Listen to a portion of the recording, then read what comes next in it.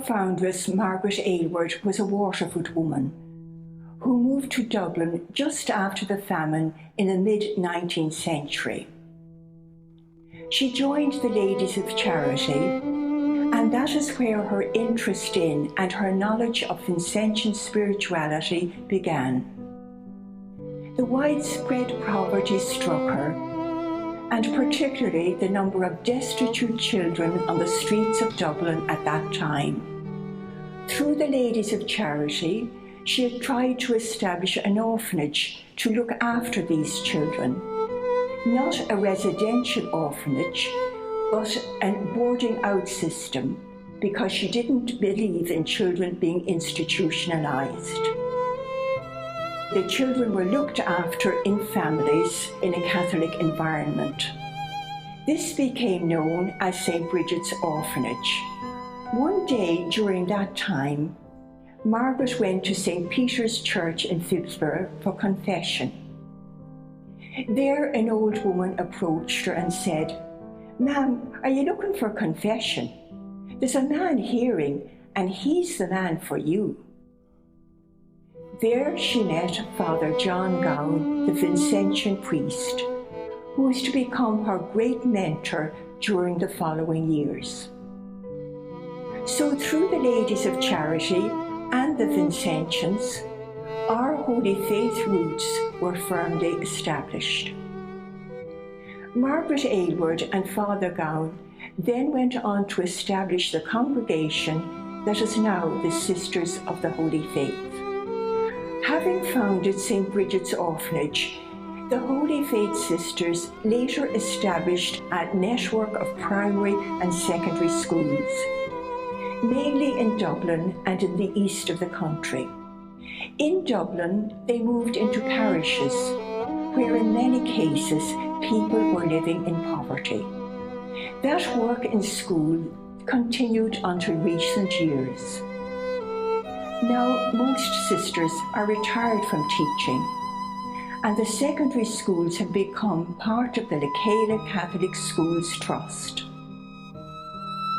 We have decided to concentrate our energy these days in three particular areas: in work for faith development, in work to support people who are struggling with difficulties in their lives, and the new call from the Church and the world to care for our planet, our common home. So they are our priorities now, and all the sisters are living them out in various ways according to their particular circumstances and wherever they find themselves. Margaret Aylward told her sisters, "Our chief care is for the poor, and our principal concern the defence of the faith. They are the values that still motivate us today and give us the energy to continue our work, and that also reflects, I believe, our Vincentian roots." Work in present-day Ireland has its challenges. As a congregation, we have, like most congregations, an aging population. We are working in a mainly secular society, which perhaps doesn't always understand the things religious are doing. Nevertheless, the challenge is to work for a society with less inequality, where people living in poverty are shown dignity and respect, and help to improve their lives in whatever way they can. We have worked with other Vincentians, and in particular with the Vincentian Partnership for Social Justice.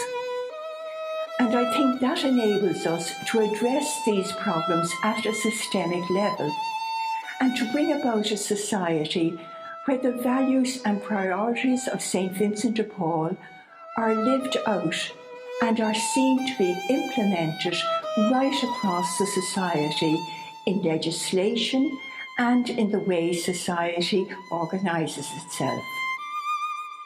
We know from St. Vincent that charity must not alone be affective, but effective.